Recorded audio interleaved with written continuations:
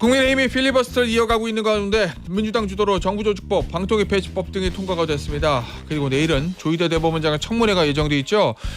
민주당은 과연 어떤 전략을 세우고 있는지 들어보도록 하겠습니다. 국회 법사위 소속입니다. 더불어민주당 전현희 최고위원 전화로 연결돼 있습니다. 의원님 안녕하세요. 안녕하세요. 의원님 일단 이거부터 좀 짧게 짚어보죠. 워낙 또 실생활에 중요한 부분이라서 이 국가 전산망 화재 있잖아요, 의원님. 네. 이 국민의힘이 윤호중 행안부 장관을 경질해라. 그리고 이재명 대통령 대국민 사과해라. 이렇게 요구하고 있던데 여기에 대해서는 어떤 입장이십니까?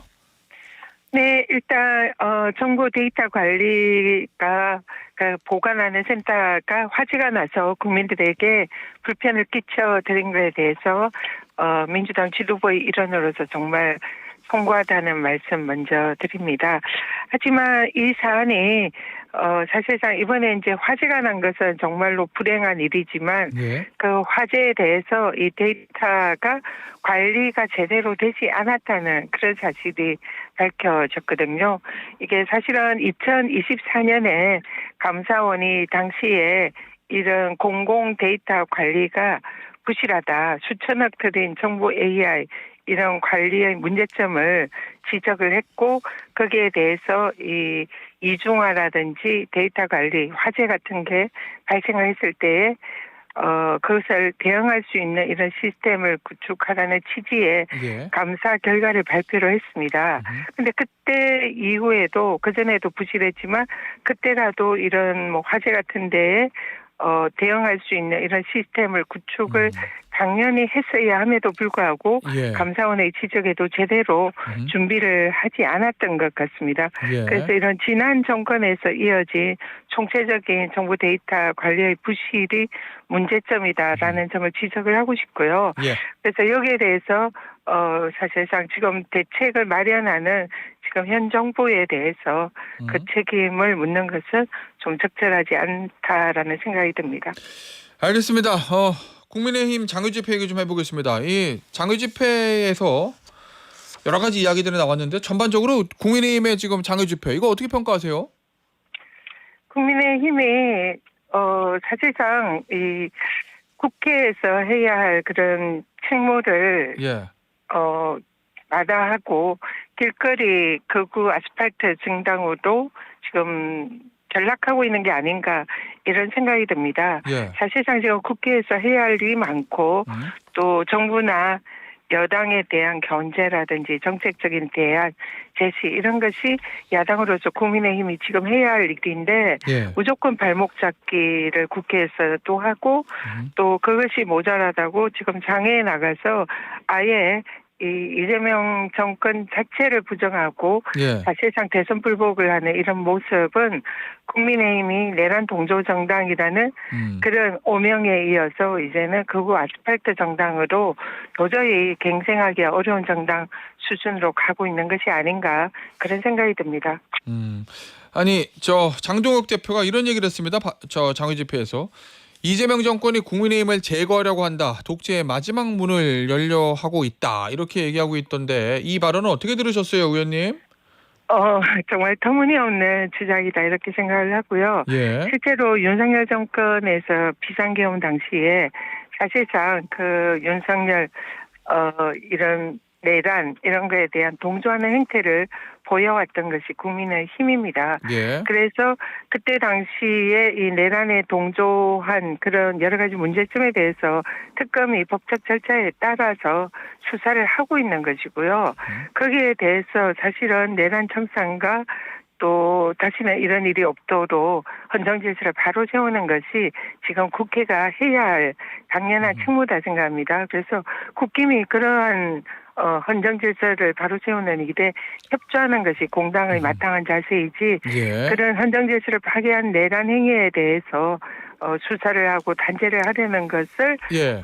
이 국힘을 말살시키려고 한다 이런 주장을 하는 것은 사실상 자신들이 그렇게 동조했다는 것을 자백하는 것과 다름없는 예. 발언이 아닌가 생각합니다. 의원님 일단 국민의힘이 했던 이 4박 5일간의 필리버스는 일단 마무리됐는데 민주당 입장에서는 쟁점 법안들은 다 처리가 되신 거잖아요. 네. 그럼 남은 건 이제 비쟁점 법안인데 국민의힘도 네. 합의했던 요거 추석 이후에 국민의힘에서는 신동국 최고위원 인터뷰 보니 저랑 인터뷰할 때 얘기가 나머지 전부 다 필리버스터 한다 이 얘기거든요. 네. 민주당은 어떤 대응 방안을 마련하고 계십니까? 일단 필리버스터가 오늘까지 지금 진행이 되고 있고요. 예. 오늘이 이제 아마 저녁 9시경에 음. 필리버스터가 이제 종결이 될 것 같습니다. 예. 그러면 쟁점 법안은 마무리가 되고요. 그렇죠.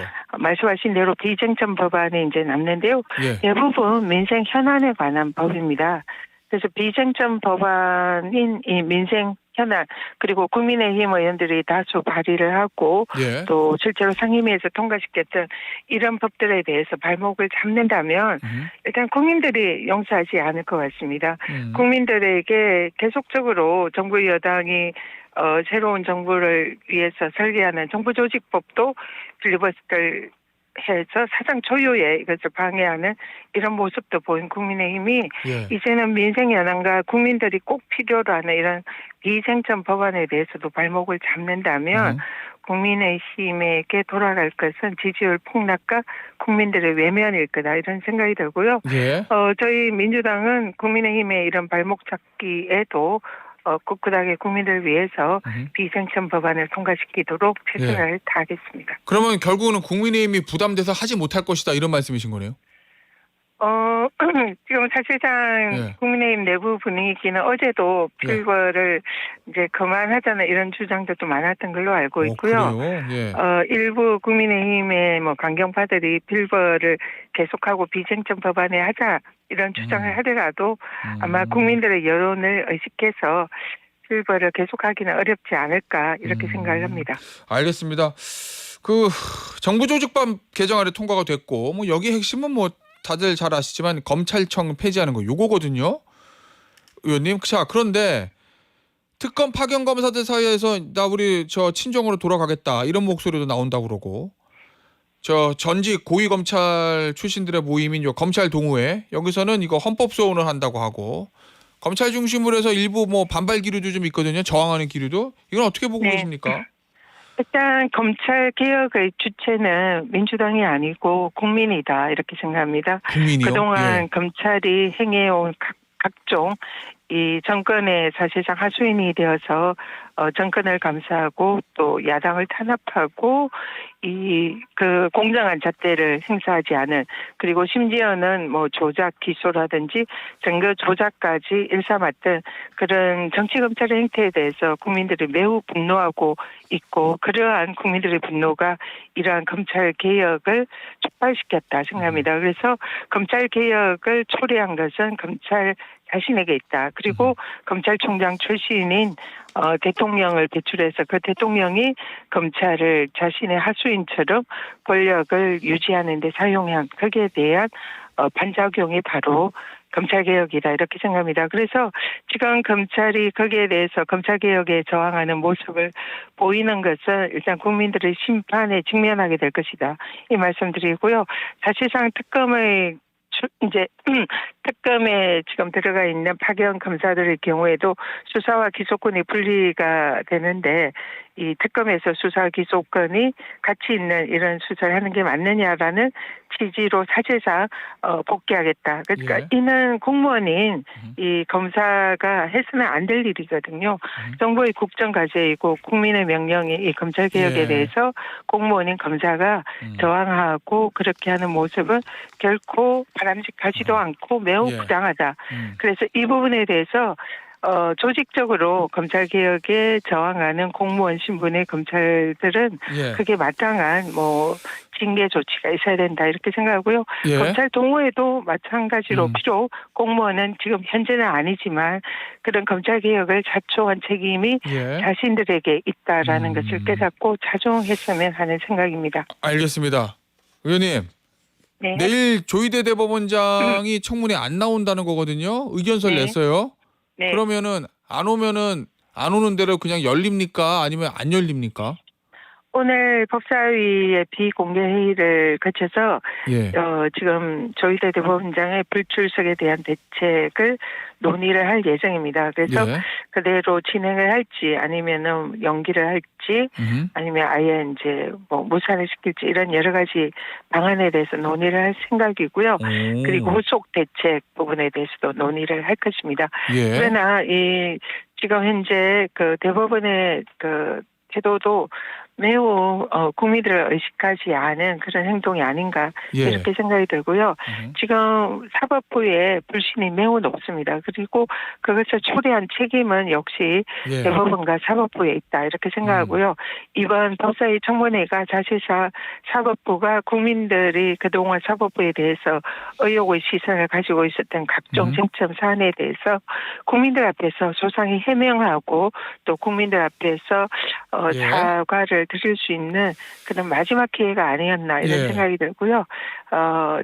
거기에 대해서는 매우 예. 유감이다 이렇게 생각합니다. 의원님 어쨌든 대법원장은 불출석 의견서를 냈고 내일 안 나올 것 같고 설사 연기하거나 해서 한 번 더 소환한다 하더라도 또 안 나올 것 같거든요.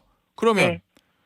국회가 민주당이 법사위가 꺼내들 수 있는 카드는 뭐가 있습니까? 지난번에 이성윤 의원은 고발해가지고 이렇게 되면 법 위반이니까 탄핵 마일리지를 쌓는 거다라고 이제 저랑 인터뷰할 때 얘기를 하셨는데 의원님 생각은 어떠세요? 가장 그 조희대 대법원장의 불출석에 대해서는 가장 무서운 예. 그런 책임은 국민이라고 생각합니다. 국민이요? 국민들에게 지금 대법원이 국민들 불신을 받고 있는 거에 대해서 누가 해명을 해야 됩니까? 예. 그리고 누가 국민들 앞에서 그 입장을 발표를 해야 됩니까? 이런 국민들의 의혹, 국민들의 사법 불신에 대해서 그것을 해소하고 문제가 없다. 그래서 사법부의 신뢰를 회복할 책임이 조희대 대법원장에 있지 않겠습니까? 예. 그래서 이건 단지 자신의 개인의 문제가 아니고요. 사법부의 독립, 사법부의 신뢰를 회복을 하고 싶으면 국민들한테 소상히 해명을 하시고 설명을 하시고 양해를 구하셔야 되고 예. 그리고 그것이 아니라면 진솔하게 사과를 하셔야 됩니다. 그래서 가장 무서운 불출석에 대한 책임과 대가는 국민들의 이 사법부에 대한 불신이 예. 그대로 돌아간다는 이것을 유념하셨으면 좋겠다 생각하고요. 예. 이후에 그 후속 대책이나 이런 것을 아까도 말씀하셨지만 국민들의 이런 여러 가지 여론이라든지 그런 것을 살펴서 저희들이 예. 대응을 세우도록 하겠습니다. 의원님, 그 국민과 여론 말씀하신다는 얘기는 내일이나 뭐 그다음에 한 번 더 소환했을 때 안 나온다고 해서 바로 고발, 탄핵 이렇게 가는 거는 아니다. 좀 그거는 정부적으로 고려를 해봐야 되겠다. 이렇게 들리는데 맞습니까? 아직까지 그런 사안에 대해서는 지금 당 차원에서는 검토한 적은 없습니다. 그래요. 예, 알겠습니다. 그건 좀 신중히 가시려는 거네요. 지금 보니까 의원님. 네, 예. 그렇습니다. 자, 그러면 국정감사 있잖아요. 이제 뭐 네. 그럼 내일 청문회는 안 나온다 그렇더라도 국감에서 다시 대법원장을 증인 채택할 가능성도 있습니까? 국정감사에서는 원래는 기간 정인이라 예. 정인이기 때문에 대법원장과 또 뭐 대법관 그리고 또 각급 기관의 기관장들이 다 증인으로 나오잖아요. 예. 근데 그동안은 관례적으로 대법원장이 출석은 했다가 이석을 이제 국회에서 동의를 해줘서 이석을 하게 되거든요. 근데 이번 국감의 경우에는 그런 부분에 대해서 국감에서라도 대법원장이 국민들에게 입장을 밝히는 것이 좋지 않겠나 예. 그런 생각이 있는데 이 부분도 법사위에서 논의를 하도록 예. 하겠습니다. 알겠습니다. 의원님. 네. 대통령과 가까운 이제 김영진 의원 같은 경우에는 이 부분이 좀 너무 급발진한 거다. 법사위가 이런 얘기도 하셨고 했고 일각에서는 대통령한테 너무 부담되는 거 아니냐. 지금 법사위에서 벌어지고 있는 이 강경책들이 이런 의견들도 있거든요. 특히 이제 네. 대통령 해외 순방 중에 꼭 이렇게 했어야 되느냐. 이런 일각의 지적도 있던데 그 부분은 어떻습니까?